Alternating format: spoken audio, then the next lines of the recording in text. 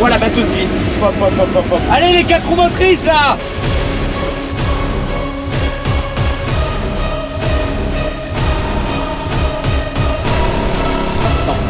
La copilote.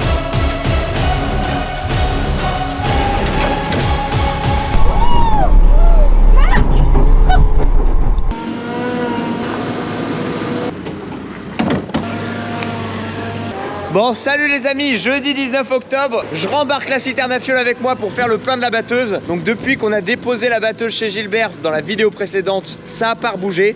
Je vous ai pas repris avec moi pour semer le blé en fait juste derrière le maïs grain qu'on venait de récolter. Tout simplement parce que bon, je me suis dit qu'il y aura d'autres occasions de vous filmer ça parce qu'on en a pas mal à semer. Du coup on est 3 jours plus tard après avoir mis à sécher. C'est toujours en train de sécher. On va regarder où ça en est ensemble, voir si c'est bientôt prêt ou pas. On s'est un peu fait chier, enfin... Le manège qui est censé brasser le maïs à l'intérieur de la cellule fonctionne pas si bien que ça, enfin ça mélange pas si bien que ça.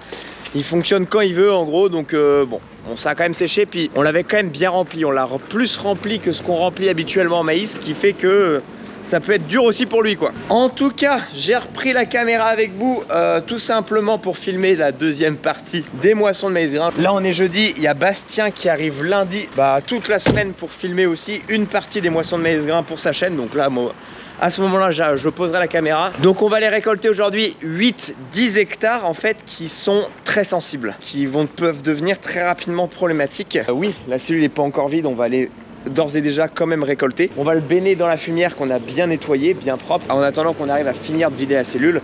Mais on veut absolument commencer à récolter tout de suite. Pourquoi? Parce que là il pleut, depuis 2 jours, il pleut tous les jours, et ils annoncent que de la pluie tous les jours. Et ce champ-là, on est dans les Alpes les frérots, on est dans les Alpes.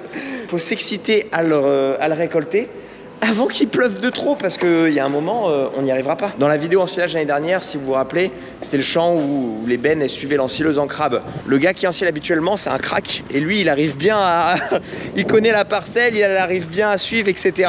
Moi avec la batteuse ça va être plus... Et puis la batteuse c'est pas une ensileuse quoi, la batteuse c'est quand même bien plus gros entre guillemets. C'est-à-dire que le centre de gravité de la batteuse est bien plus haut. Du coup ça peut pencher, glisser, etc. Enfin bref, vous avez le programme du pourquoi du comment, on s'excite à remoissonner avant que la cellule soit vide. Après vous allez me suivre dans cette vidéo, on va trouver quelques activités à faire de toute façon. Allez, moi je vous souhaite une bonne vidéo. Est-ce qu'il a... On a mis trop de maïs hein. Et on a mis trop de maïs, le maïs c'est beaucoup plus dur que du blé. Parce que c'est plus humide, c'est moins fluide, etc. Donc pour le chariot d'avancer, ça lui demande plus d'efforts. Alors il se mettait tout le temps en sécu. On est au moins à quoi, 130-135 tonnes de maïs. En humide hein. En humide, hein, oui.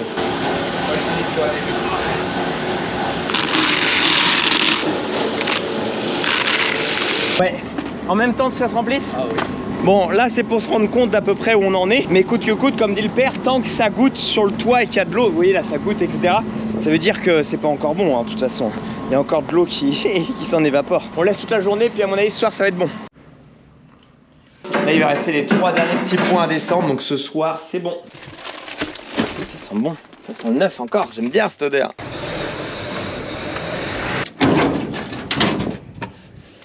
On n'y fera pas le plein, mais on va au moins remettre 400 litres déjà.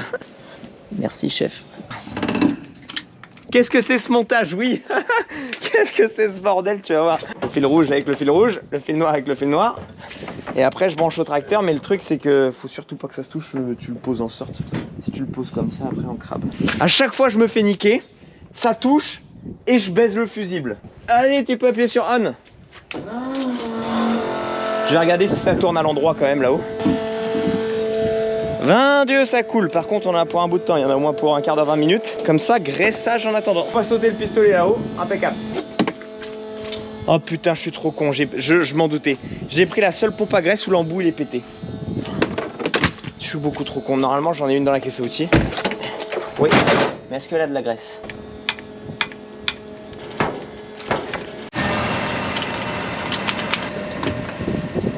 Tu peux lâcher? Hop là. Allez, c'est parti. Là, on attaque la parcelle qui s'appelle le Val.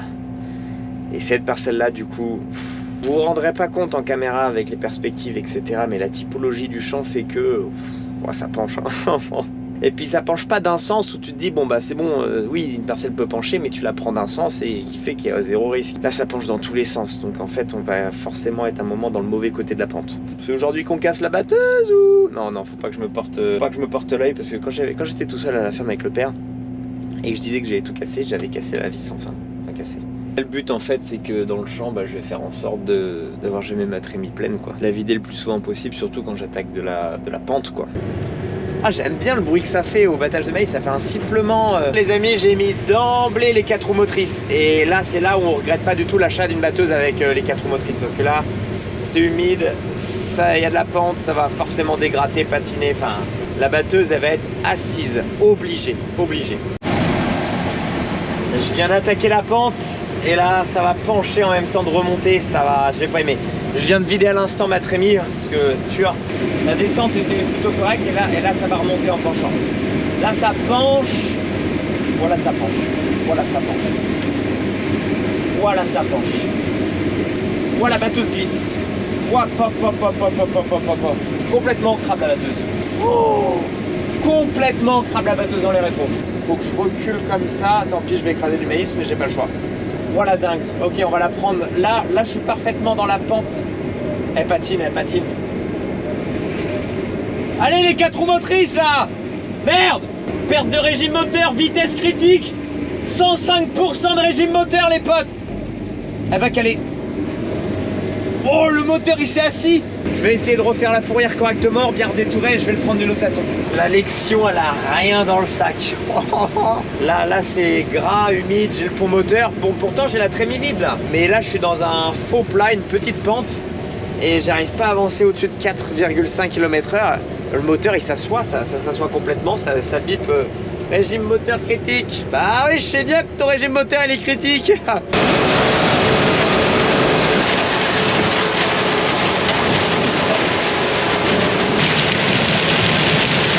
Et là, j'ai un copilote qui arrive. Une copilote. Souk, allez viens, hop. Alors, la copilote, ça va toi? Je suis trop content de la voir. Ça fait de la compagnie, tout ça. J'adore. J'adore les chiens, j'adore les animaux. Je suis fou là. Là, dans sa tête, c'est j'ai qu'une seule mission, d'observer le gibier. Est-ce qu'on va voir du gibier? Bon bah impeccable, juste à temps, vous voyez, il se met à pas mal pleuvoir et on a fini la parcelle la plus délicate du coup, comme je vous ai expliqué en début de vidéo, qu'on voulait faire avant qu'il pleuve de trop parce que déjà là c'était compliqué, on a patiné etc à certains endroits. Bref, du coup avec ce champ là on a déjà sorti 79 tonnes, à peu près 80 tonnes. Du coup je vais en mettre 20 tonnes dans la grosse benne et puis ça sera bon. On va faire que 100 tonnes cette fois-ci, pas les 120-130 tonnes, c'est déjà bien 100 tonnes dans la cellule. Parce que là on a galéré pour sécher. Donc voilà, ça sera déjà bien. Bon allez, dernière benne les amis, on va être arrivé à 100 tonnes, allez 105 tonnes à tout péter. Donc là on a largement ce qu'il faut pour sécher. Et bah là écoutez, ce qu'on va faire c'est qu'on va tout replier, rentrer la batteuse à la maison. Demain on va aller faire 5 hectares chez un autre gars, chez un voisin du côté de Lisieux. Donc on va s'occuper de ça tranquillement, 5 hectares, bon on y va que pour 14 h le matin, on va entretenir la batteuse.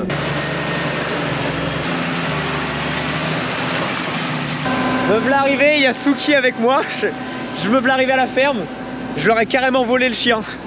Elle m'appartient maintenant. Ah ouais, il y a un bon petit tas quand même hein. Ouais bah ça va être bon hein.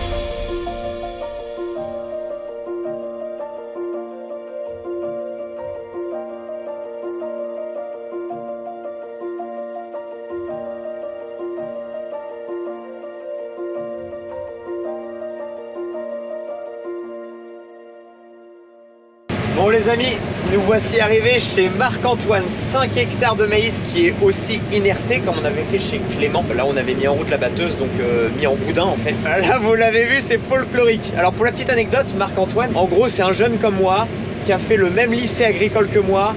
On a 1 an d'écart et lui aussi il est tout jeune installé depuis cette année, du 1er avril comme moi. Bande de jeunes installés comme ça dans le coin, dans la région, on bosse ensemble, il me fait venir pour faire son maïs grain, moi ça me fait plaisir, ça me fait faire du boulot. C'est cool, je trouve, on se soutient entre jeunes agriculteurs, c'est plutôt sympa. Comme Clément aussi est jeune agriculteur, donc là on est du côté de Lisieux, on est dans des terres très argileuses où il n'y a pas de fond, etc. Donc vous avez vu, on patine rapidement à certains endroits de la parcelle. Et là, mais aucun regret sur l'achat des 4 roues motrices sur la batteuse. Sur la Tucano, c'était arrivé une fois, on n'arrivait pas à sortir à la maison, sur des terres à la maison où c'était très pluvieux. Ici, en fait, globalement, les terrains étaient secs. Pourquoi? Parce qu'on a eu un mois de septembre et début octobre très sec. On n'a pas eu vraiment de pluie depuis, sauf hier. Hier, quand on a fini chez Gilbert, on a pris 16 mm d'eau sur la gueule. Et ici, c'est des terrains où on passe de sec à très humide en une seule pluie, surtout à cette période-là finalement. Là, aucun regret du coup de se dire, eh ben, même si on fait pas gros de maïs par an, bah, le peu qu'on fait en entreprise, etc. Quand tu arrives chez les gars, bah, tu peux récolter leur maïs parce que, admettons, j'aurais pas eu les 4 roues motrices. Le gars il t'appelle, tu fais de l'entreprise et finalement bah, t'es pas capable de récolter son maïs. Parce que là, vu les conditions, le maïs il est sur pied. On retrouvera pas de meilleures conditions plus tard dans le temps. Donc le maïs là il est sur pied, faut le récolter, il n'y a pas le choix quoi. Donc bah, faut y aller quoi, faut que la batteuse elle puisse passer et la batteuse elle y va. Bon, on n'en est pas au point non plus, on aurait dû prendre une TerraTrack. Bon, même si avec la TerraTrack forcément ça aurait été bien mieux. Heureusement que la parcelle est plate. Heureusement que c'est tout plat. Bon les amis, on vient de rentrer à la ferme. Oh, le chantier s'est bien passé en vrai. Bon, ça patinait tout ça, mais bon, c'était plat. Faut juste prendre son temps, aller doucement, bien réfléchir, anticiper, etc. Ça se fait bien. Merci à Marc-Antoine de m'avoir fait confiance, bordel. Je commence à faire quelques hectares à droite à gauche. Enfin, à droite à gauche. Ouais, super. J'ai fait 3 gars pour le moment. Hein. Je suis pas du tout un gros entrepreneur. Mais malgré tout, merci à ceux qui me font confiance et moi, ça me fait plaisir. Moi, c'est mon but de faire un peu plus d'entreprise en battage de maïs parce que c'est là où je peux me permettre de faire plus de battage sans que ça soit trop compliqué. C'est-à-dire que pour les blés, orge, colza, tout ce que vous voulez, les fenêtres météo sont tellement courtes que tout le monde veut être servi en premier, c'est compliqué. Que le battage de maïs, en vrai, tu prends rendez-vous quoi. Personne est à 2-3 jours près, enfin qu'on le fasse un peu sous la pluie ou quoi, enfin c'est pas grave. Donc en général, bah, tu prends rendez-vous, tiens, tu peux venir telle date, donc et puis après les gens sont à la queue leu et puis ils s'en fichent un peu d'attendre les gens. Du coup, c'est beaucoup plus simple à organiser les chantiers. Et puis on a le bec pliable, pouf, on saute de champ en champ, donc c'est pas plus mal quoi. S'il y en a qui sont dans le coin, qui regardent ces vidéos et qui se disent tiens, ils hésitent à faire battre leur maïs. Alors, si vous savez pas par qui faire battre, je suis là, je peux sauter dans la batteuse et venir chez vous battre. Bon, en ce samedi matin, nous voici arrivés par la ferme là. Nous sommes chez Gilbert, dans un champ de pommiers, ramassage de pommes. Et là, je l'ai mauvaise là, pétard. Donc là, je rejoins tout le groupe, François, Aurélie et Charlotte, donc bah, les amis agriculteurs, pour aider à ramasser les pommes. Et ça fait 1 heure que j'appelle tout le monde pour savoir dans quel champ ils sont. J'ai cherché partout, j'ai fait le tour partout et je les ai enfin trouvés. Il n'y en a aucun qui pourrait me répondre. Merde. Bon bah ouais, programme ramasser les pommes quoi. Voilà. Gros début de chantier là. La revoilà celle-là. Encore et toujours. Marthe, tu vas porter les paniers. Je vais porter les paniers, c'est ma mission. Les cap. Bon bah je vais porter les paniers, ok, c'est ma mission. Sortir toutes les pourries. Qu'est-ce que tu considères pourri? Ça. Ok, alors, ça par exemple, des trucs comme ça, c'est bon? Moi je suis pas une pro en pommes. Et oui, vous avez Emmanuel que vous n'avez jamais vu non plus. Emmanuel, une amie aussi de tout le groupe. C'est très rare, tout le monde l'appelle Manu, je suis le seul à l'appeler Emmanuel. Ouais, les amis, un rouleau qui racle avec des palettes là et puis qui ramène tout en haut. Rien de bien compliqué. Allez chef.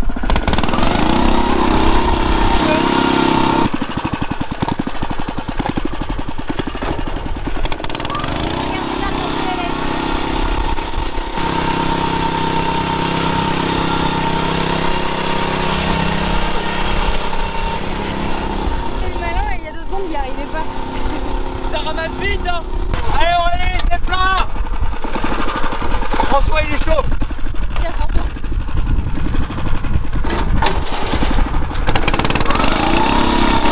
Ça se moque de moi.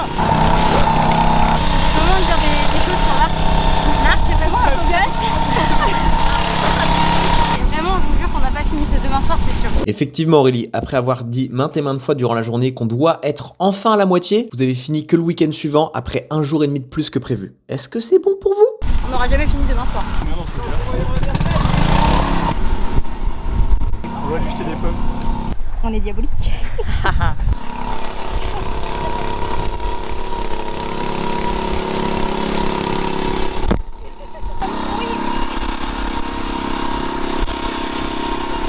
J'en ai mis une dans la tête.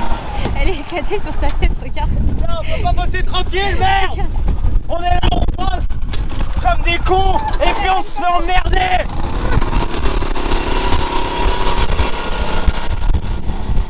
C'est bon?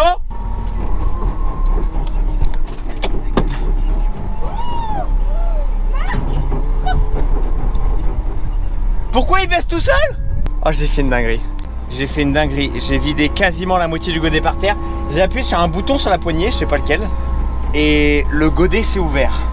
Genre vraiment tout automatiquement, je pense qu'il y a un automatisme ou un truc comme ça. Et le godet s'est ouvert par terre. Oh, la dinguerie. Je suis vraiment le boulet du groupe.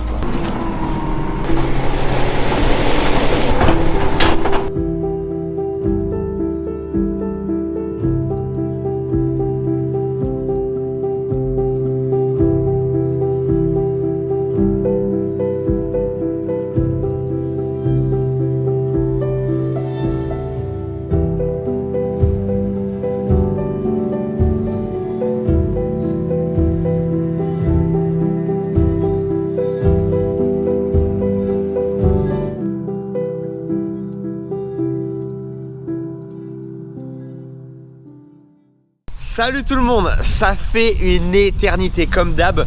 Maintenant en ce moment en fait je vous fais juste des vlogs à rallonge. D'un seul coup je prends la caméra, on bosse ensemble pendant une semaine et puis je vous reprends que 2-3 semaines plus tard. Enfin il n'y a rien qui va. Non, allez, oui, c'est bon. Oh c'est lourd. Non mais là j'ai une excuse. Donc oui on était dans les moissons de maïs grain et je vous ai lâché un jeudi ou vendredi. Et tout simplement le lendemain il y a Bastien qui est arrivé à la ferme pour filmer 4 jours, 5 jours de vlog avec moi de moisson de maïs grain à la ferme. Donc normalement pour tous ceux qui suivent Bastien, vous avez dû voir le vlog, ou ceux qui le suivent pas, allez regarder sa vidéo parce qu'il s'est passé des trucs de zinzin. La batteuse faillit tomber dans un ravin, j'ai fait caca culotte, j'ai cru, je me voyais déjà abandonner le métier. Non j'exagère mais... Et là il y a le retour de tout neuf. Tout neuf est là. Bah forcément il est en vacances une semaine, au lieu de réviser il est là à travailler avec nous. Pour ceux qui n'ont pas vu la vidéo de Bastien et pour rattraper, pour refaire un focus, un contexte de là où on en est, c'est simple, la semaine avec Bastien, on a énormément avancé dans les moissons de maïs grain. On a fait quasiment 60 hectares de moissons. Donc quasiment la totalité. Là, ce qui fait qu'aujourd'hui, il nous reste que 11 hectares à faire. Donc le boulot d'une journée. C'est que le boulot d'une journée. Donc oui, on a bien avancé parce que on voyait le temps avancer, qu'il pleuvait de plus en plus. Et il y a des champs, on s'est dit, c'est simple, si on attend plus dans ces champs-là avant d'y aller avec la moissonneuse, on n'y passera plus du tout. On n'y passera plus, ça sert à rien. Du coup, il faut les passer d'un coup. Alors oui, je vous avais dit qu'on allait tout sécher dans notre cellule, toute la récolte. Gilbert a pris la décision de faire du séchage à façon par des négoces, des coopératives, en disant bon bah je les envoie directement là-bas dans les gros négoces. C'est sûr que ça va lui coûter plus cher, etc. C'est moins intéressant que si on avait tout séché à la maison. Mais là, en termes de timing, en termes de temps, bah, c'est beaucoup plus avantageux de bosser avec les coopératives, etc. Bonne nouvelle, du coup, on a beaucoup avancé dans le chantier qui fait que aujourd'hui, on est quand même plus serein, on est en détente. On est le 31 octobre, il y a beaucoup de boulot d'avancée. Il nous reste du coup qu'une trentaine d'hectares de blé derrière maïs grain à semer qu'on sèmera quand on pourra, quand il y aura une période au moins d'une semaine de beau temps. Et à mon avis, il faudra sortir la charrue. Et aujourd'hui, on va finir tout ça. Enfin, on va finir toutes les moissons de maïs grain.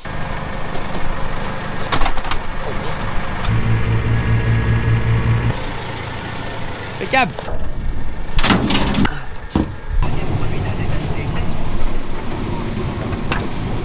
Ah ouais, là on fait le bord de haie, il y a de la branche qui touche, ça j'aime moins, ça abîme la nouvelle lection ça. Non mais c'est vrai qu'il y a certains champs où ça serait bien qu'on fasse un tour d'épareuse. Bon, il y a atteler l'épareuse et tout, bon parfois t'as des champs où t'aurais juste besoin d'atteler un petit truc vite fait. Et atteler l'épareuse, tout ça, c'est long à mettre en place ou quoi.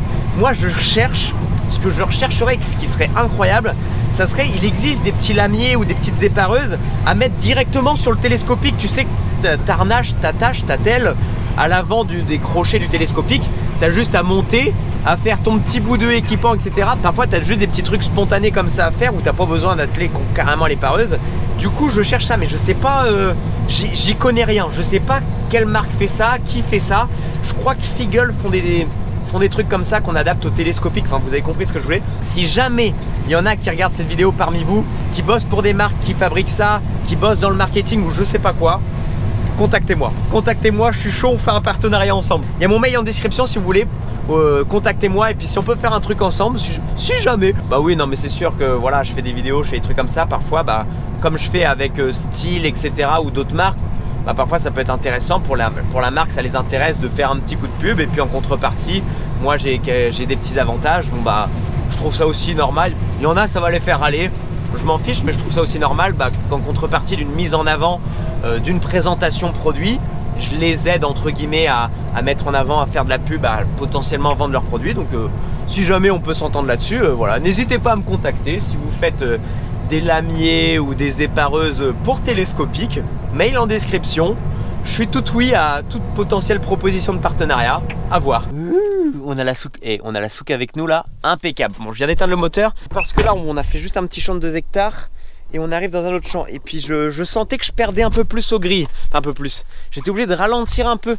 D'habitude je commençais à perdre à 5,5 km/h, là je commençais à perdre à 4,5 km/h. Alors, mais c'était pas forcément plus beau et je me suis dit à mon avis mes grilles sont en train de s'encrasser. Et oui c'est le cas, comme on bat beaucoup de maïs humide, etc. À force ça finit de la terre, de la merde qui viennent boucher les grilles là à certains endroits. Donc là on va passer une petite vingtaine de minutes à décrasser ça et puis ça sera bon pour finir le champ. La lampe crampe qui se rappelle, ça nous sert hein. Vous voyez là, tout ça, les grilles se remplissent, ce qui fait que le maïs il peut plus passer à ces endroits là quoi. Hop, petit tournevis, ça prend 2 secondes, mais ça décrasse.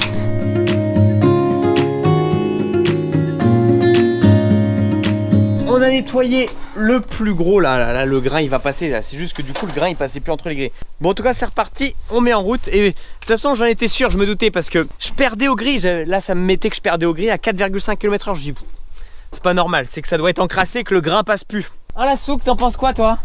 Oui, hop hop hop, hop hop hop, ah.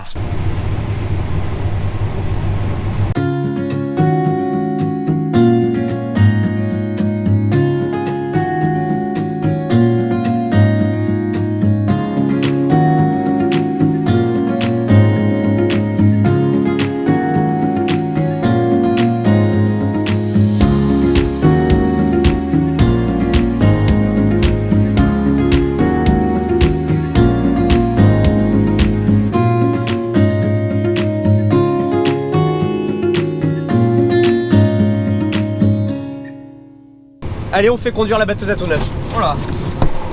Oh, attends, là tu vas perdre ton régime moteur critique. Ah, trop de... Pas assez puissante, pas assez puissante. Merde, je passe le volant, il n'y a plus rien qui se passe. Attends, faut que je touche à rien. Le régime moteur. Donc là c'est ton régime moteur. Là tu diminues, tu touches à rien. C'est pendant le changement de volant, ça a fait de la merde là.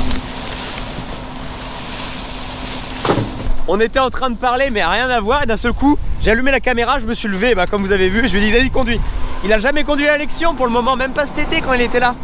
Donc c'est l'occasion là, c'est avant de l'hiverner quoi. C'est pour ça aussi que je voulais vous reprendre pour ces derniers champs de maïs grain parce que après les moissons c'est fini quoi, pour 2023 c'est fini.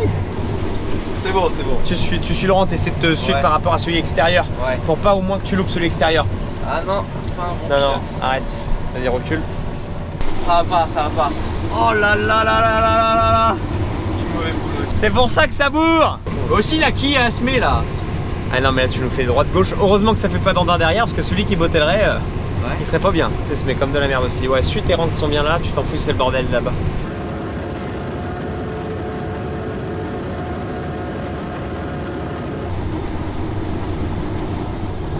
Et voilà.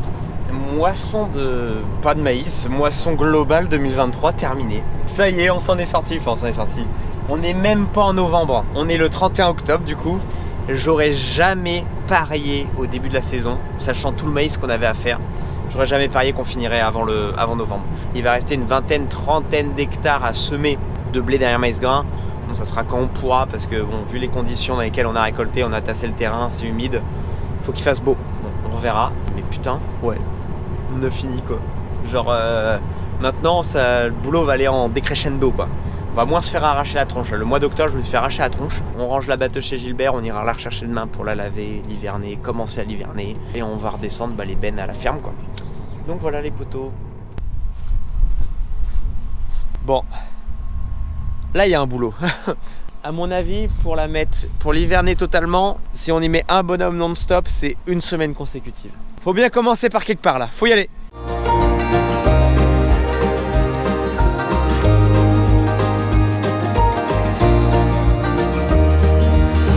Bon, il y a eu un boulot de fait là. La quantité que j'ai enlevé et que c'est qu'une seule partie parce que là j'ai pas totalement fini de souffler tous les becs. J'ai débrayé toutes les chaînes etc. Pour mieux nettoyer. J'ai commencé à souffler une partie de la batteuse, enfin bref. Ça fera l'objet d'une autre vidéo. Là on a clairement fini. En fait, en seulement 2 vidéos avec vous, j'ai mis en route les becs à maïs et terminé en fait la moisson de maïs grain. Donc vous n'avez pas eu gros de vidéos pour finir cette année. Enfin, bref, nous on va se retrouver dans la prochaine vidéo pour vraiment hiverner la batteuse, finir de faire une dernière cellule sécheuse du maïs. Là il y a du maïs humide qui est juste là, de ce qu'on a récolté chez Gilbert. Il y a tout ça à passer en cellule. Enfin bref, je vous refilmerai tout ça, hivernage, et puis je m'arrête là. Je pense que la vidéo est assez longue. Merci d'avoir regardé une fois de plus et je vous dis à dans la prochaine.